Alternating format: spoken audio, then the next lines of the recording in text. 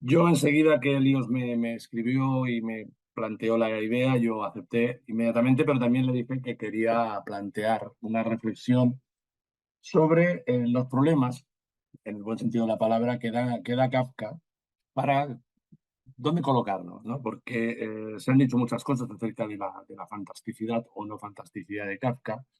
Y yo por eso, el título de la charla, como sabéis, es Kafka entre lo grotesco y lo fantástico. Vais a ver que lo que voy a defender es que Kafka es grotesco y no fantástico, salvo en algunas excepciones de su narrativa. Pero sí que conviene porque nos da buena idea de la potencia de su obra y de ver cómo también, dependiendo de los lectores y las lectoras, Kafka puede provocarnos efectos para un lado o para el otro. Como digo, hay autores, y después iré a Todorov, nuestro padre, ese padre al que todos hemos matado, pero al que todos primero queríamos, porque todos tuvimos que pasar por sus teorías para entender qué era lo fantástico. Pues como digo, hay voces que han negado radicalmente la dimensión fantástica de la obra de Kafka, mientras que otros no han dudado en directamente calificarlo, de enseguida pondré un ejemplo, de fantástico, a veces exageradamente y a veces haciendo una especie casi de menos el proceso, América y tres o cuatro obras más y el castillo, pues casi todo situarlo y a mí me parece eso un error de apreciación y eso. Aquí no quiero decir que los demás se equivoquen, sino para mí es un error en función de mi idea de lo grotesco y lo fantástico. Es cierto, voy a intentar leer para ajustarme al tiempo que tengo. Es cierto que varios de los relatos, con la metamorfosis a la cabeza, una transformación en sus nuevas traducciones, escapan de lo que podríamos decir los estrechos límites de lo mimético, ¿no? Prefiero usar mimético en lugar de realista, que siempre también lleva a equívocos. Puesto que en esas narraciones aparecen monstruos, el propio Gregor, ¿no? Es el perfecto ejemplo de la monstruosidad kafkiana. Aparecen situaciones ilógicas, situaciones absurdas, fenómenos sobrenaturales, yo prefiero llamarles imposibles, rupturas de la causalidad, que sería un fenómeno imposible, transgresiones de tiempo y espacio, es decir, tópicos, convenciones, temas, motivos que inevitablemente nos hacen pensar en lo fantástico, en la ficción fantástica, para no hablar solo de literatura. A ello habría que añadir otro elemento, que este también es quizá uno de los que más ha llevado a ciertas voces a apostar por lo fantástico de Kafka, el hecho de que los personajes son personajes solitarios y sobre todo son personajes, no sé cómo decirlo, manejados por fuerzas anónimas incomprensibles, fuerzas que además los conducen siempre a la humillación, al fracaso, al desconcierto. Basta pensar en Gregor, basta pensar en Joseph K., al que después volveremos, aunque el proceso no sea una obra fantástica.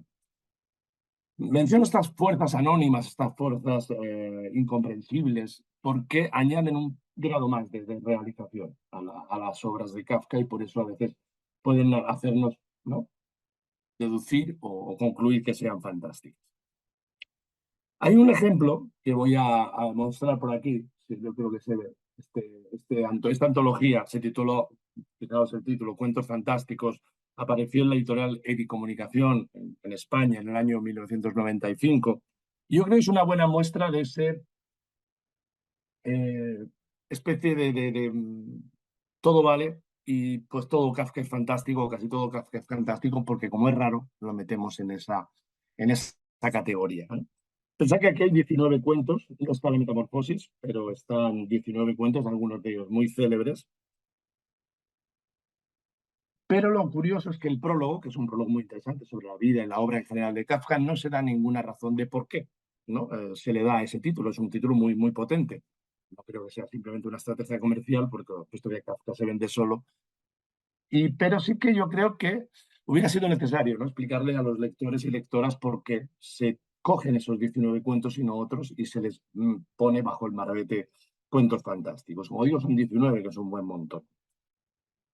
En muchos de ellos aparecen algunas de estas características que he mencionado antes y así a bote pronto uno podría decir mientras los lee que son fantásticos. Pongo algunos ejemplos. Un mono dotado del don de la palabra que narra su aprendizaje para convertirse en humano. Informe para una academia. Un mono que habla. Un pequeño monstruo llamado Odradek, que además es eterno. en Preocupaciones de un padre de familia, cuyo título me parece prodigioso. Un imposible monstruo mitad cordero, mitad gato, que aparece en el cuento Un cruce. La construcción infinita en el tiempo y en el espacio de una muralla, en la construcción de la muralla china, cuento al que después volveremos, porque este sí me parece uno de los claramente fantásticos de Kafka. Una sofisticada máquina de tortura que dicta sentencia y ejecuta a los condenados. Eso ocurre en la colonia penitenciaria. Y todavía no estoy diciendo si son fantásticos o no, solo recuerdo mínimamente el argumento o el elemento central. Un tipo que está siendo devorado por un buitre, el buitre ha empezado a comer en los pies y pasa por allí otro tipo y ve que el hombre no hace nada y le dice, ¿por qué no? Pues no se defiende, por qué no lo mata? ¿No? ¿Por qué no le hace algo? Y dice, sería muy fácil, estaría con dispararle. Y el cuento me voy a permitir leerlo porque me parece prodigioso el final, que yo creo que nos da a dar pie a esta reflexión que quiero proponernos sobre grotesco o fantástico.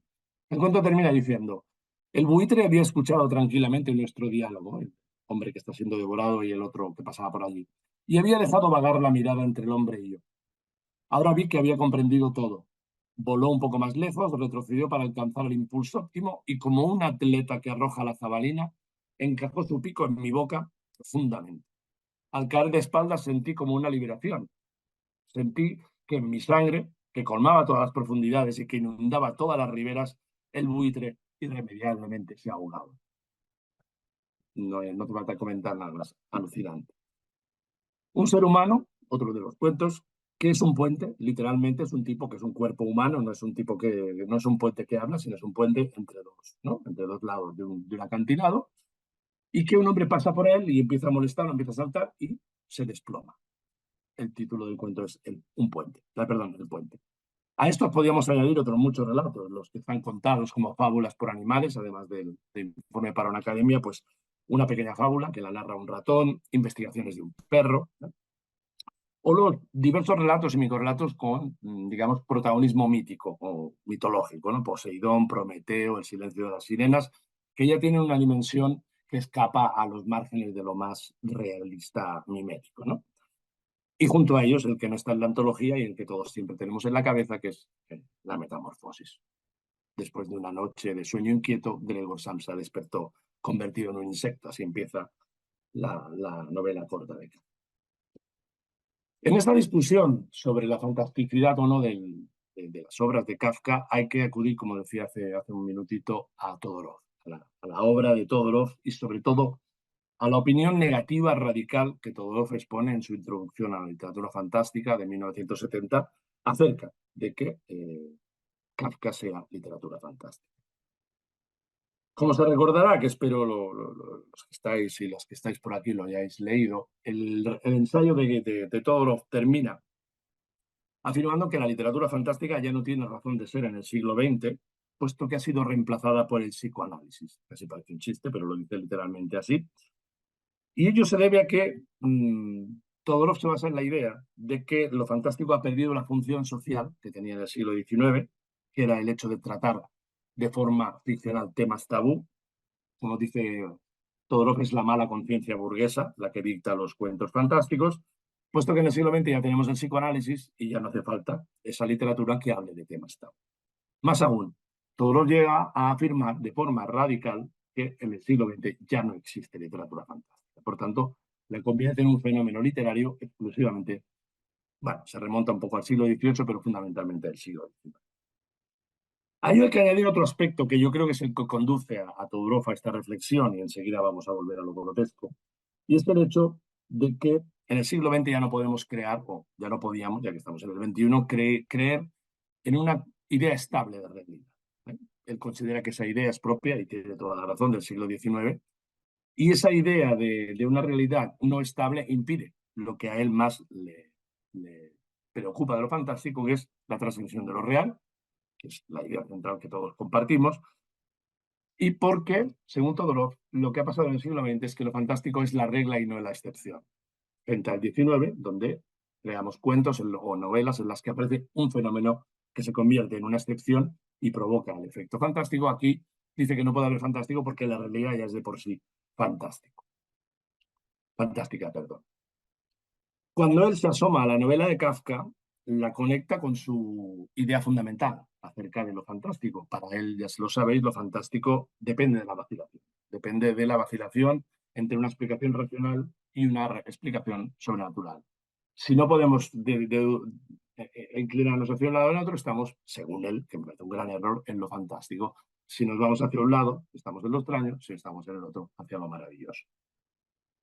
El problema que plantea la metamorfosis para Todorov es que él no percibe. Y es verdad, los personajes no manifiestan ningún asombro, ninguna vacilación. No están ahí preguntándose qué está ocurriendo, ni siquiera Gregor. Cuando él se despierta convertido en un insecto, lo único que no se pregunta es por qué me he convertido en un insecto, sino que se le preocupa cómo levantarse, cómo estar en contacto con su familia, cómo ir a trabajar. Y eso, evidentemente, desconcierta a Todorov, puesto que para él, porque está haciendo una teoría de lo fantástico explícitamente vinculada al siglo XIX, allí los personajes y también el narrador, la voz narradora, manifestaba constantemente el asombro, manifestaba constantemente esta idea: esto no puede ser, ¿qué me está ocurriendo? Creo que me estoy volviendo loco. Y aquí Kafka le desmonta totalmente sus tesis. Claro que hay que pensar que las tesis de Todorov eliminan todo lo que prácticamente yo creo que todos y todas los que estamos aquí consideramos fantástico. Hoffman, Poe, Lovecraft, Maupassant. Bueno, Maupassant sí que Maupassant tenía cuentos donde vacilábamos bastante, pero Kafka, digo, perdón, Stoker, Lovecraft, Poe, Stephen King, Cristina Fernández Cubas, por decir nombres fundamentales, no estarían nunca en el catálogo de Todorov. Primero, porque son autores del 20, y segundo, porque según él, en sus obras no hay asombro ni vacilación. El problema fundamental para rebatir a Todorov es que la metamorfosis de Kafka sí que produce asombro, y voy un poco rápido para detenerme en otros aspectos más adelante. Sí que hay asombro, y voy a leer, si me permitís, un fragmento de un texto fundamental que a mí me ayudó muchísimo a comprender y a desarrollar mi propia teoría, que es el trabajo de Susanna Rice, titulado Las ficciones fantásticas. Lo recogí yo, se había publicado en el 89, yo lo recogí en mi libro Teorías de lo Fantástico de 2001, y ella, planteando una reflexión sobre cómo funciona la ficción fantástica, desde la teoría de la ficción, dice lo siguiente, y me parece absolutamente revelador y clarísimo. Dice que la transformación de Gregor Samsa en insecto sea presentada por el narrador y asumida por los personajes sin cuestionamiento, y ella está hablando, está dialogando directamente con Todorov, es sentido por el receptor como otro de los imposibles. El primer imposible sería transformarse en insecto, nadie le puede ocurrir eso, pero el segundo sería este. Otro de los imposibles de la historia sería el no cuestionar. Si bien, añade Susana Rice, de orden diverso que la metamorfosis misma, puesto que la metamorfosis constituye una transgresión de las leyes naturales. El no cuestionamiento de esa transgresión se siente a su vez como una transgresión de las leyes psíquicas y sociales que, junto a las naturales, dice Susana Rice, forman parte de nuestra noción de la realidad. Y me salto un trocito y añade que los personajes no cuestionen su propia norma ni, en última instancia, su propia noción de realidad, no implica que el texto mismo no la cuestione. Se trata simplemente de un cuestionamiento no representado en el interior del mundo ficcional. Es decir, que siempre está alguien asombrado ante lo que está narrando Kafka en la Metamorfosis, y somos nosotros y nosotras. Nadie puede leer ese texto y asumir, sí, normal, ¿no? O bueno, quizá esté loco, que no, es que asumimos, y sobre todo sin poder explicarlo, y nos asombramos y nos inquietamos. Y eso es lo que Todorov no percibe, porque él necesita que se manifieste intratextualmente, literalmente, esa vacilación. Y yo creo que de esta perspectiva de la que plantea Susana Rice, es desde la que hay que analizar, leer e interpretar la Metamorfosis de Kafka. Después iré a otros textos que son más problemáticos. Yo creo que la Metamorfosis es más fácilmente vinculable a lo fantástico. Hay un texto muy interesante, un artículo que encontré trabajando sobre el humor, de Erika Tuner, que se titula Die Fantastique, bueno, lo digo en español, sobre lo fantástico y la risa, una petición por otra lectura de texto. Es un texto de 1998. Y si bien se apoya en Todorov, si bien se apoya en esta idea de la falta de asombro, plantea una idea muy interesante que a mí también me hizo pensar en relación a lo que ocurre en muchos de los textos de Kafka y después me la llevé a mi propia teoría de lo fantástico y la posmodernidad. Cómo se está trabajando lo fantástico en estos tiempos posmodernos y qué estamos haciendo, y aquí utilizo la primera del plural, los que creamos ficciones fantásticas y sobre todo qué tipo de personajes y situaciones estamos planteando. Y dice Erika Tuner, dice que, te va a insistir, ¿no?, en el asombro, etcétera, dice los personajes tratan de adaptarse, lo estoy traduciendo, lo mejor que pueden a los inconvenientes de esas anomalías. Y eso es lo que hacen los personajes de Kafka. En lugar de asombrarse, en lugar de esa parálisis y escándalo propio del siglo XIX, lo que hacen es, voy a decirlo de una manera tonta, capear el temporal y asumir que esto está ocurriendo, pero sin entenderlo. Y eso es lo que tampoco Todorov se plantea. Los personajes fantásticos no pueden entender lo que ocurre, porque si lo entendieran sería explicable, racionalizable y comprensible. Por tanto, eso no sucede. Y esa es la idea fundamental. Y yo creo que la buena parte de los personajes posmodernos o de lo fantástico posmoderno les ocurre eso, que ya estaban antes muy perdidos en un mundo que no acaban de entender y cuando se enfrentan a lo fantástico siguen tan perdidos y tan en una situación de incomprensión que deben asumir que eso está ocurriendo sin más, ¿no? Pero eso no significa comprenderlo, naturalizarlo, ni quitar lo fantástico, sino que lo fantástico sigue ahí, vivido y coleando. Por tanto, vuelvo a insistir en ello y recupero la lectura. La metamorfosis, para mí sí que es una narración fantástica, pero sin embargo, que la metamorfosis sea fantástica no implica que todas esas narraciones que antes mencionaba y esos 19 relatos que están, por ejemplo, contenidos en la antología que antes os mostraba, realmente lo sean. Y con esto no le voy a dar la razón a Todorov, no voy por ese lado, sino lo que quiero plantear es que, a mi modo de ver, esto siguen siendo lecturas propias, a Kafka le interesó muy poco lo fantástico. Como hay otros autores de su periodo y sobre todo los que hemos situado a su estela, y después volveremos a ellos, por ejemplo, Borges y Cortázar, y yo creo que todos somos kafkianos, todos somos hijos o nietos de Kafka. Yo creo que, ya digo, frente a lo que ocurre en sus años de vida y escritura, a Kafka no le interesó demasiado lo fantástico, porque en la mayoría de sus textos no miméticos, por no llamarles de otro modo, ni los personajes ni los lectores interpretan lo que les está ocurriendo contrastándolo con la idea de los reyes.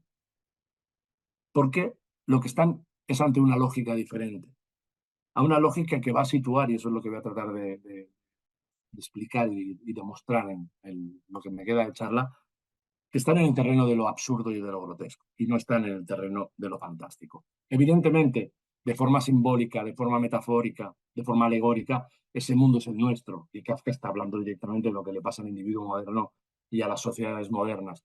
Pero no se va a producir ese choque, ¿no?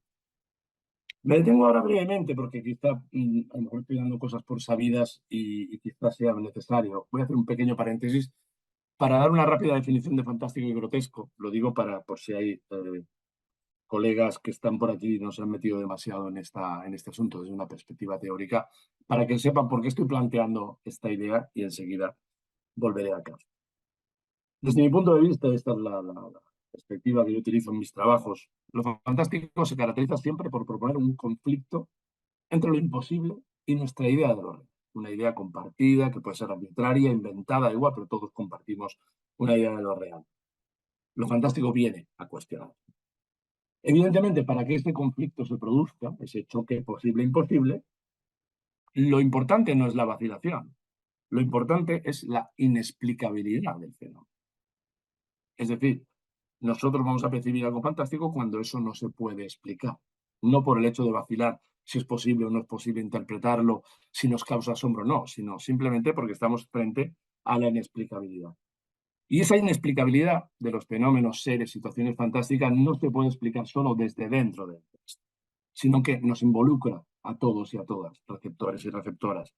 Lo fantástico, desde sus orígenes, desde finales del siglo XVIII, lo que va a estar es en un constante debate, en un constante diálogo, o mejor, debate, con la idea de realidad, con las herramientas que hemos diseñado para comprender o intentar comprender la realidad, interpretarla y representarla.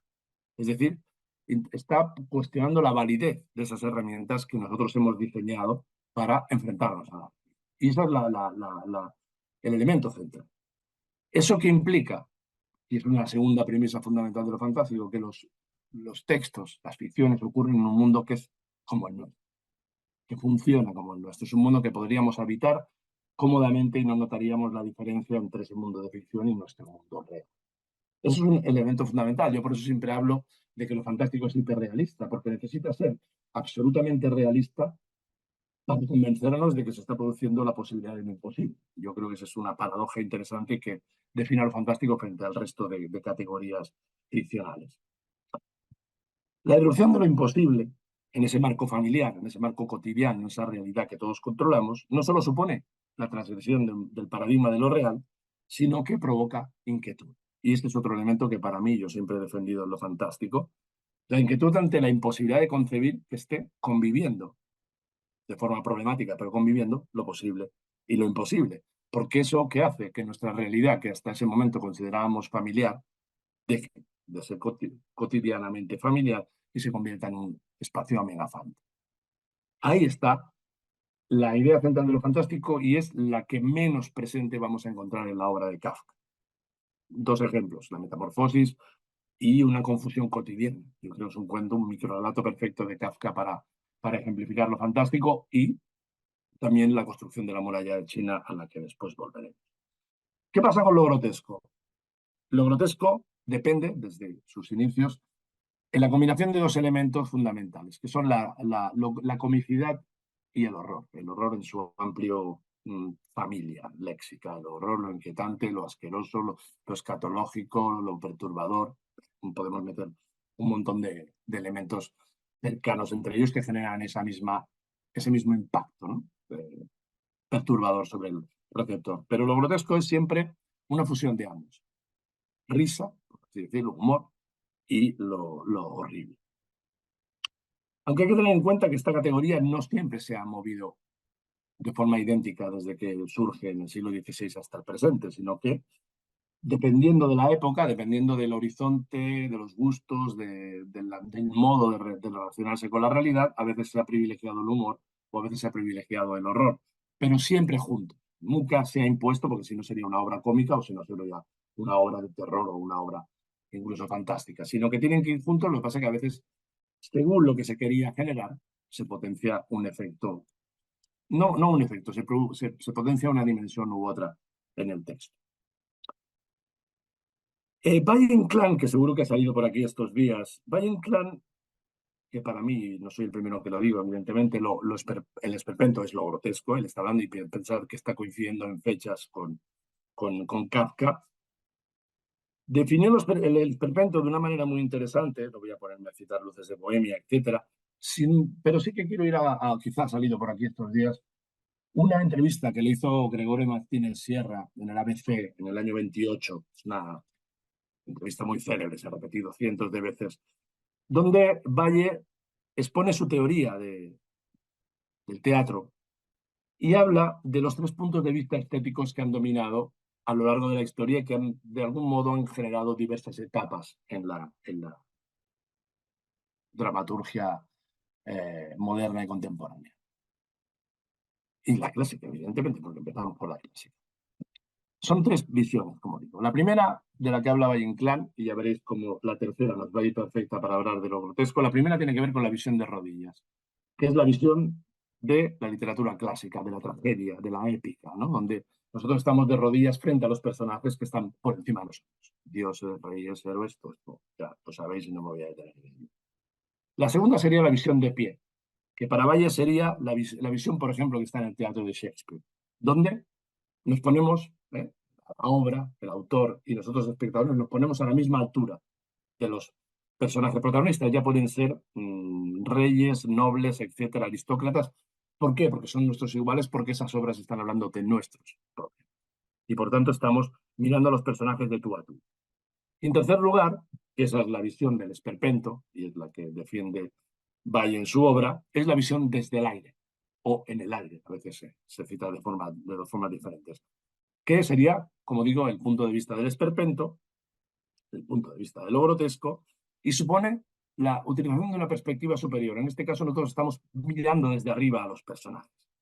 Es una visión distanciada, superior. Si recordáis a don Estrafalario en el prólogo a los cuernos de don Friolera, dicen que sería la misma visión que un muerto tiene respecto a los vivos, ¿no? Que hay cercanía, pero ya no son nuestros propios. Pues ahí lo interesante es ver cómo se le puede aplicar esto directamente a esa visión que Kafka nos proporciona, ya sea en sus cuentos más o menos fantásticos como en su obra en general.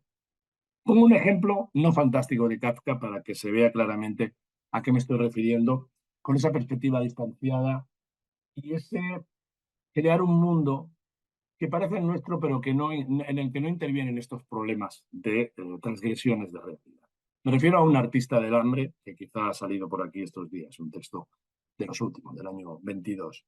Como recordaréis, un artista del hambre narra la historia de un ayunador profesional que se exhibe en un circo. Bueno, primero es un ayunador y tiene su espectáculo propio, y después acabará trabajando en un circo. Bueno, lo resumo rápidamente. Y que solo encuentra el sentido de su vida en ayunar, es decir, en no comer.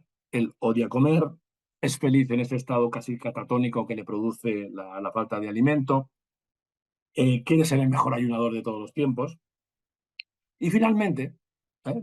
Veis que lo resumo a lo bestia, va a morir olvidado hasta por los mozos que limpian la jaula cuando ya trabaja en el circo, pues ya nadie se acuerda que él está ahí, y removiendo la paja para meter un nuevo animal se dan cuenta de que el pobre ayunador está ahí, ya en estado agonizante, y bueno, él se pone a hablar con ellos y no, les comenta que le gusta ser admirado, pero que no le admiren, esas cosas también muy kafkianas, y finalmente les confiesa que él de verdad se dedica al ayuno, y esto parece un mal chiste, porque nunca ha encontrado una comida que de verdad le guste. Lo esencial no es esto. Lo esencial es el mundo que construye, el tono absolutamente distanciado y desrealizador que utiliza Kafka para dar la historia sobre un tipo que no come, de unos empresarios que hacen dinero mostrando a un tipo que no come, y lo mejor, que a mí me parece el gran hallazgo de Kafka, de un público que va a sentarse a mirar como un tipo no come. Parece prodigiosa el retrato de el mundo moderno, del mundo moderno en la época de Kafka, a través de esas situaciones totalmente absurdas e ilógicas. Ahí está la idea. El lector, la lectora, nunca va a entender el comportamiento ni del ayunador, pero tampoco, bueno, del empresario sí porque gana dinero, pero del público, sentarnos a ver cómo un tipo no come durante un buen rato es absolutamente fascinante. Bueno, a lo mejor lo que se está viendo últimamente en la televisión podría acercarse a esto, pero pensemos que es esta idea de extrañeza, de distancia, ¿no? Y todo esto es lo que nos lleva a plantear la diferencia esencial que existe, a mi modo de ver, en lo fantástico y lo grotesco, y entre lo grotesco, y eso que hay obras que se cruzan, que se hibridan, que se mezclan, ¿eh? Y que no niego que haya conexiones entre autores y autoras. Yo mismo lo utilizo en alguno de mis cuentos, ambos elementos. Pero sí que yo creo que podemos encontrar la diferencia en algo fundamental y que le podemos aplicar perfectamente a Kafka. Y es que las obras grotescas lo que hacen es prescindir de la construcción verosímil, de la construcción cotidiana del mundo, que es propia y necesaria para que lo fantástico funcione. Esa perspectiva cotidiana, familiar, realista de lo fantástico es perfecta para convencer al lector, de la lectora, de lo que antes decía, ¿no? de la posibilidad de lo imposible. Eso no ocurre en Kafka. Kafka nos crea esos mundos, y ahora voy a hablar de cómo construir esos mundos, unos mundos desrealizados, ilógicos, en muchas ocasiones absurdos, que no acabamos de comprender, ¿no? Una de los símbolos habituales, ¿no? Con los que se describe el mundo de Kafka es un mundo laberíntico, siempre un mundo extraño, un mundo que los personajes se pierden, es un mundo distorsionado. Pero fijaos que no es un mundo irreal, en el sentido que sería el mundo de lo maravilloso, el mundo del cuento de hadas, un mundo de Tolkien, un mundo completamente inventado. Hay, evidentemente, grandes conexiones entre el mundo de Kafka o el mundo de la obra de las narraciones de Kafka y el mundo real. Pero es la idea como de un mundo al revés, de un mundo como el espejo del Callejón del Gato de Valle Inclán, que nos ofrece una imagen distorsionada del mundo, una imagen invertida a veces. Yo siempre, Kafka me hace pensar en Lewis Carroll, ¿no? Lewis Carroll más en positivo, aunque es muy siniestro su segunda novela de Alicia, A través del espejo, pero es como si fueran dos caras de la misma moneda, Lewis Carroll y Franz Kafka, ¿no? Ese mundo de pesadilla, de oscuridad onírica, pero también de mundo al revés. Y yo creo que ahí está el truco desde el que hay que percibir a Kafka y no tanto intentar vincularlo a la ruptura del mundo real propia de lo fantástico. En ese mundo laberíntico, en ese mundo extraño, en ese mundo construido para que los personajes se pierdan en él, los personajes, yo creo que, no sé dónde lo leí, me pareció una frase estupenda, se mueven como inquilinos en una prisión. Son siempre seres acorralados, perdidos. Y eso va a llevar a que muchas veces los contemplemos, y enseguida hablaré de la perspectiva de los narradores de Kafka, los contemplemos a sus personajes como títeres, como muñecos. ¿Eh? Parece que hay alguien moviendo los hilos y ellos no saben muy bien por qué están actuando, por qué les pasan las cosas y se ven abocados a una búsqueda constante de sentido. Y eso también enseguida volveré a ello. Pongo dos ejemplos. El más fácil es Gregor, y ahí sí que es una obra fantástica. Un tipo que una mañana decide convertido en insecto. Evidentemente nunca se va a explicar ni nunca nadie va a saber por qué. Pero pensando en Joseph K., un tipo que es, ¿no? Entra la policía en su casa y es, ¿no? No detenido, pero sí advertido de que hay un proceso contra él, que tiene que buscarla, ¿no? Tiene que presentarse en un juicio y finalmente, siento el spoiler, pero no hace falta en esta sala, está justiciado y nunca va a saber por qué se le acusa, de qué se le acusa y quién le acusa. Es una representación también del individuo moderno verdaderamente atroz. Todo eso junto, ese mundo laberíntico, esos personajes, esas situaciones que, como veis, valen para toda la obra de Kafka, ¿eh? No estoy hablando de la obra de Kafka más cercana a lo fantástico, puesto que meto ahí el proceso o el castillo, ¿no? Ese agrimensor que es contratado pero no es contratado y tiene que hacer un trabajo que no hace. Ya, bueno, ya sabes de qué va el castillo. Yo creo que todo eso nos lleva a ver los dos grandes temas kafkianos, ¿no? Que seguro que estos días han salido y que me parecen fundamentales para también entender cómo él le va muy bien lo grotesco para tratarlos. Por un lado es el poder. El poder, ese poder que justifica ese tipo de personajes, que implica la sumisión, la humillación, la expiación de la culpa, y hay una dimensión judía en su obra fundamental, pero también como representante literal de ese poder está la figura del padre, ¿no? Constante en muchas de las narraciones del texto, ¿no? Según junto al tema del poder está el del individuo en crisis, un tema internacional, intemporal, pero que en Kafka siempre va unido a la búsqueda de la propia identidad, a una búsqueda de la justicia, pensemos en Joseph K., a una búsqueda de la familia perdida, o a una búsqueda de la comunidad perdida, ¿no? Siempre la identidad de los personajes de Kafka está incompleta y están siempre intentando llenarla y nunca la llenan. Es una búsqueda completamente imperfecta porque no les va a llevar a ningún lado. Lo interesante es que los dos temas se cruzan. Esa búsqueda de la identidad lleva al personaje al conflicto con el poder. Y ahí se va a producir, y también cito elementos que se habrán mencionado estos días muchos, el choque del individuo contra lo general, contra la colectividad, el choque de lo privado contra lo público, el individuo contra el Estado. Es decir, temáticas fundamentales en la obra kafkiana que siempre se van a manifestar a través de aislamiento, soledad, humillación, muerte. Muchos de los personajes de Kafka mueren. En Kafka no hay sitio aquí no hay lugar para finales felices, ya lo sabemos.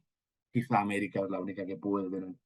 Pero sí que es yo creo que un mundo perfectamente creado por Kafka para provocar esas sensaciones y transmitir esas ideas sobre el individuo moderno. A mi entender, para construir ese mundo, esos personajes y esas situaciones, Kafka echa mano fundamentalmente de lo absurdo y lo grotesco. Y aquí sigo hablando de su obra en general, ahora volvemos a la posiblemente o no fantástica. Sus relatos no buscan provocar una transgresión de lo real, una transgresión de la idea de lo real, que sería lo propio de lo fantástico, y con ella esa inquietud ante el no funcionamiento de lo real. Yo creo que su efecto es otro. Aunque percibamos esa relación alegórica, simbólica entre ambos. Una teórica de lo fantástico, Rosalba Campra, plantea, y aquí me va muy bien acudir a ella y me ha apuntado la cita para leerosla, una reflexión en torno a lo fantástico y lo absurdo que podríamos trasladarla directamente a el problema fantástico grotesco. Dice lo siguiente Rosalba Campra, es un trabajo del año 91. Y del extrañamiento fantástico es el resultado de una grieta en la realidad, un vacío inesperado, que se manifiesta en la falta de cohesión del relato en el plano de la causalidad. ¿No? Lo fantástico siempre es acausal. Si tuviera causa sería, como siempre digo, comprensible, explicable y por tanto racionalizable. Y eso no es lo fantástico. Creo que aquí, dice Rosalba Campra, se marca también la línea de confín, de separación, entre lo fantástico y lo absurdo, con el que la literatura fantástica contemporánea, podríamos decir lo mismo de lo grotesco, tiene tantos puntos en común, como resultará evidente al lector de Beckett, Ionesco o Arrabal. Añade Rosalba Campra, mientras en el absurdo la carencia de causalidad y de finalidad es una condición intrínseca de lo real, es decir, lo real en el texto absurdo siempre es acausal, es caótico, no hay manera de acudir a una lógica que pueda ayudarnos. Dice, en lo fantástico deriva de una rotura imprevista de las leyes que gobiernan la realidad. Es decir, que lo fantástico crea un mundo como el nuestro para meter algo que no puede estar ahí y lo rompe. Lo absurdo ya es siempre ilógico, es siempre acausal, es siempre, si me lo permitís decir, anormal. En el absurdo, añade Rosalba Campra, no hay alternativa para nadie. Se trata de una desoladora certidumbre que no implica solo al protagonista de la historia, sino a todos ellos. ¿Eh? En lo fantástico se basa en la anomalía, en la excepcionalidad. Lo absurdo genera un mundo que es todo él. Y lo grotesco yo creo que tiene esas coincidencias con lo absurdo que me parecen fundamentales. Dicho de otro modo, y aquí ya vuelvo a mis palabras, lo fantástico nos sitúa inicialmente en los límites de un mundo que conocemos, como decía antes, para quebrantarlo con un fenómeno, con una situación, con un ser, con lo que sea que va a alterar de forma radical esa manera normal, habitual, familiar en la que ese mundo funciona. Lo grotesco, a diferencia de lo fantástico, y ahí también en esa conexión con lo absurdo, lo que hace es ofrecer un reflejo deformado de la realidad, en el que no se plantea choque alguno entre lo posible y lo imposible. El mundo que vemos en el texto grotesco es un mundo distorsionado, es un mundo que por ello está distanciado del receptor. El receptor no acaba de entender ni de encontrarse en ese mundo como ocurre con lo fantástico. Es un mundo, el de lo grotesco, que se aleja voluntariamente del mimetismo propio de lo fantástico. A todo ello hay que añadir que ese distanciamiento propio de lo grotesco se traduce también, y esto me parece esencial, en un tratamiento descreído de la historia. Lo fantástico trata por todos los medios de convencer a quien lo lee o a quien lo ve en la película, en el cómic, de que eso está ocurriendo. Por muy imposible que sea, eso está ocurriendo. El vampiro está ahí, o el libro de arena, el libro infinito de Borges, está delante de nuestros ojos y ahí no hay posibilidad de acudir a otra situación. Eso no busca lo fantástico, ¿no? Sin embargo, lo grotesco no trata de convencernos. Y además hay que añadir algo fundamental, la distancia, para que enseguida volveré. ¿Qué ocurre, por tanto, si aplicamos todo esto que estoy planteando a la narrativa de Kafka? Que son muy, muy pocos los cuentos, las narraciones de Kafka que podemos calificar como fantásticas. Pero insisto, no por lo que decía Todorov acerca del cambio de realidad del mundo, de la vacilación, no, sino porque él tiene otra manera de construir los textos y de buscar los efectos que no son los de lo fantástico. En la mayoría de los textos, y repito la idea, el objetivo esencial no es provocar conflictos entre lo posible y lo imposible. Nosotros, en lo fantástico, necesitamos ese cuestionamiento constante de las relaciones entre lo posible y lo imposible y tematizar ese conflicto. En lo grotesco eso no aparece. Basta comparar, y los he mencionado antes, porque esto es muy, muy recurrente en la crítica fantástica. Basta pensar en Borges y Cortázar. Voy a quedarme en algunos ejemplos de Borges, no porque me guste menos Cortázar, pero Borges nos va perfecto, para plantear eso y para ver cómo, pese a estar en la estela de Kafka, pese a que inevitablemente, ¿no?, la sombra de Kafka es alargada y nos baña a todos, en los cuentos de Borges y de Cortázar, ya digo, me quedo en unos cuentos de Borges, sí que está todo lo que estoy planteando, la tematización del conflicto, la idea de que estamos percibiendo nosotros, el personaje a veces lo va a percibir, a veces lo va a percibir, pero no lo va a manifestar con incomodidad, la imposibilidad de lo que está ocurriendo. ¿Eh? Las ruinas circulares, ¿no? Ahí sí que vemos la incomodidad de ese personaje al descubrir que no es real, al descubrir al final, lo siento, spoiler, que es el sueño de otra persona. O en Tron u Baror Visterius, otro de sus grandes cuentos, cuando se nos comunica el horror total, que es que la realidad está siendo suplantada, sustituida por ese mundo inventado, por un mundo de papel, ¿no? Es el horror total, ¿no? O peor aún, las reacciones, y aquí sé que son reacciones literales de horror e inquietud de los personajes del Aleph o del libro de arena, ¿no? Cuando entran en contacto con un fenómeno que no pueden aceptar. Pensemos la reacción del narrador protagonista, un tal Borges del Aleph, o ese, ese hombre al que le venden un libro infinito, el libro de arena, que dice de él, dice, era un objeto de pesadilla, una cosa obscena que infamaba y corrompía la el miedo de esos personajes, que yo he calificado en diversos trabajos de miedo metafísico, es el mismo que sienten los personajes y que sentimos nosotros ante esos cuentos. Pero fijaos que ahí, en esos cuentos de Borges, de lo fantástico en general, se está tematizando la problemática que da sentido y que justifica la aparición de lo fantástico y el efecto fantástico, que es el choque posible-imposible, la convivencia inarmónica, la convivencia problemática entre la posibilidad, es decir, el mundo real tal y como lo conocemos y algo que viene a subvertirlo. En Kafka, como digo, son muy pocos los ejemplos que podemos vincular directamente desde mi perspectiva. No estoy tratando de imponer la verdad a nadie, yo no soy un cura, pero sí que me cuesta percibir la fantasticidad de muchos cuentos, pese a puntos de partida, y recordar cómo he empezado esta charla, argumentales que sí que parecen, ¿no?, tener que ver con esas rupturas de la causalidad, con la aparición de un monstruo, con la ruptura de tiempo-espacio, con la irrupción de esas fuerzas extrañas que controlan los destinos del ser humano. Pero pese a todo, insisto, son muy pocas. Aquí en mi texto me he atrevido a plantear que a mi modo de ver, y ya digo que es mi propia lectura, las únicas narraciones fantásticas desde esta perspectiva en la que yo trabajo y que yo defiendo y defino lo fantástico serían la metamorfosis, evidentemente la transformación, una confusión cotidiana, es un cuento realmente, un relato realmente complejo, la construcción de la muralla china y dos cuentos más sobre monstruos.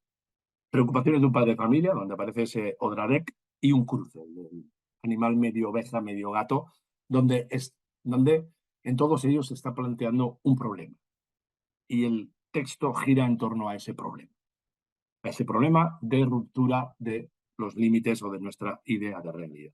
Y eso es lo que para mí nos hace desembocar en lo fantástico y no quedarse simplemente en lo grotesco o incluso en lo absurdo.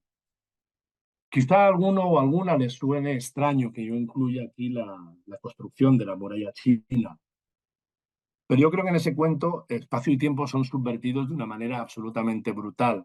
Y no es extraño que fascinaran a Borges, y vuelvo a él, porque en el prólogo que hizo al volumen El Buitre, que es una antología que Borges hace para aquella colección fascinante y no sé, que abrió caminos inverosímiles, que era la Biblioteca de Babel, en Siruela.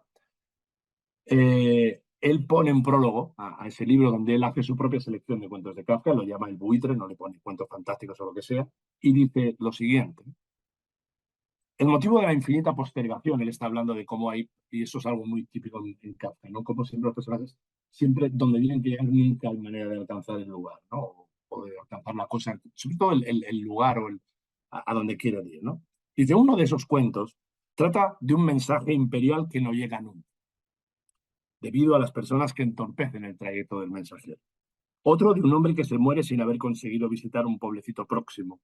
Otro de dos vecinos que no logran juntarse. Eso está en una confusión cotidiana, por ejemplo. En el más memorable de todos estos cuentos, el más memorable, dice Borges, la construcción de la muralla china de 1919, el infinito es múltiple. Claro, esto le encanta a Borges, porque si alguien ha reflexionado sobre el infinito espacial-temporal desde esta perspectiva es él, ¿no? Dice, el infinito es múltiple. Para detener el curso de ejércitos infinitamente lejanos, un emperador infinitamente remoto en el tiempo y en el espacio, ordena que infinitas generaciones levanten infinitamente un mundo infinito, un muro infinito que dé la vuelta a su imperio infinito. Y si esto no es fantástico, ya no sé cómo definir lo fantástico, ¿no? Y claro que fascina a Borges y él lo destaca en el prólogo de esa antología que él mismo armó. Además, en este cuento, en la construcción de la muralla china, se va a reflexionar sobre uno de esos temas que yo antes mencionaba, o una de esas formas recurrentes del poder, ¿no? Porque son muchas formas con las que juega Kafka, y es la del poder anónimo, ese poder sin rostro, ese poder oculto y tan anónimo que nadie puede asegurar que realmente ese poder exista, ¿eh? El emperador, hay un momento que el narrador del cuento dice que nadie sabe si realmente hay emperador o no, pero implica una terrible paradoja, porque pese a que quizá el emperador no esté, la estructura de poder y obediencia continúa, y eso es lo sobrecogedor del cuento de Kafka, ¿no? Cómo a través de esa burocracia, a través de esos múltiples capas por debajo que llegan a aplastar a los individuos. Pensemos que el castillo, desde otra perspectiva, es lo mismo, ¿no? Cae intentando llegar hasta arriba y no hay manera de ir cruzando niveles de funcionariado, ¿no? Pues en la burocracia, el funcionariado, en este cuento también añaden esa dimensión de que, vale, no hay emperador, pero el poder y la represión continúan porque ya está inserto en el mundo, ¿no? Me parece un cuento de aquellos que te deja siempre en un estado de catatónico, ¿no? No muy convencido, añadiría yo informe para una academia. Digo no muy convencido porque yo creo que al cuento le ocurre algo, el cuento es excelente, no digo que tenga un error o un problema, en el hecho de que si bien el punto de partida y la idea podría ser una idea claramente fantástica, un mono que adquiere el lenguaje y se educa para ser humano, recordad que se da golpes para quitarse lo simio, su parte simiesca. El problema es que, ya digo, no sé calificarlo, el problema es que no gira en torno al conflicto que supone para quien lo lee que un mono hable. Es decir, otro tipo de cuento hubiera focalizado la atención en ese problema, que es en lo que hace lo fantástico. En la ley, el problema de la ley es ese punto donde converge todos los tiempos y todos los espacios a la vez. O en It de Stephen King, el problema es que este payaso que no puede estar ahí, que no habita en otra dimensión y afecta sobre la nuestra. Aquí el mono es un recurso para lo que va a hacer fundamentalmente Kafka a través de toda su literatura. Es reflexionar muy críticamente sobre el individuo contemporáneo y sobre lo que somos, ¿no?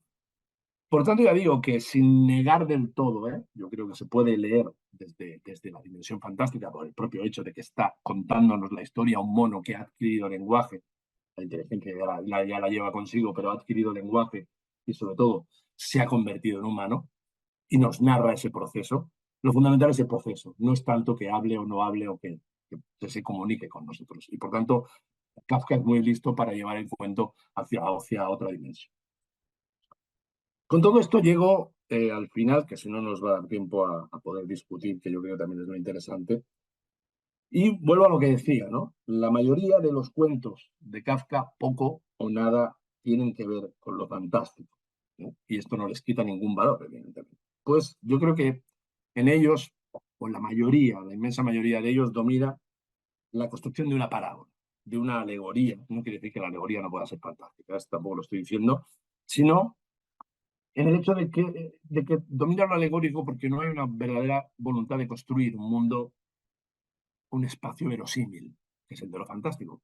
Es una paradoja, pero el espacio fantástico es un espacio verosímil. Un espacio verosímil, un espacio realista, para después subvertirlo con la irrupción de algo que no encaje, que no puede convivir con el resto de elementos posibles de ese mundo. Yo creo que Kafka va por otro camino.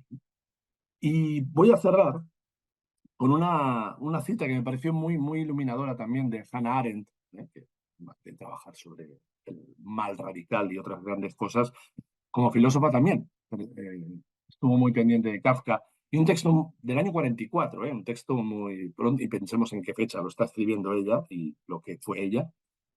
Y con esto ya digo, quiero cerrar. Dice Hannah Arendt, lo cierto es que los protagonistas de las narraciones de Kafka no son en absoluto personas reales. Sí, me detengo un momento y lo volveré a leer.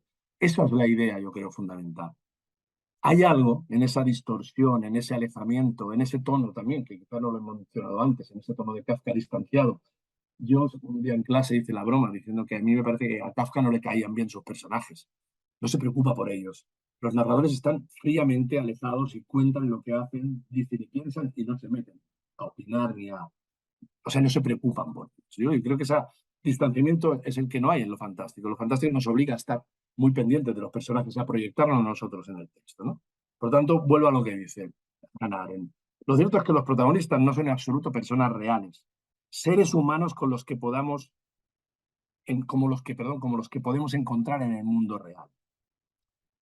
A pesar de lo detallado de las descripciones, les faltan precisamente esas características dispersas y únicas, esos rasgos de carácter que en conjunto configuran una persona de verdad. Y no lo estoy diciendo en un sentido negativo, lo estoy diciendo para que entendamos lo que yo antes planteaba en el fondo, ¿no? Que casi a veces son muñecos, casi son títeres, más que reflejos de personas completamente reales.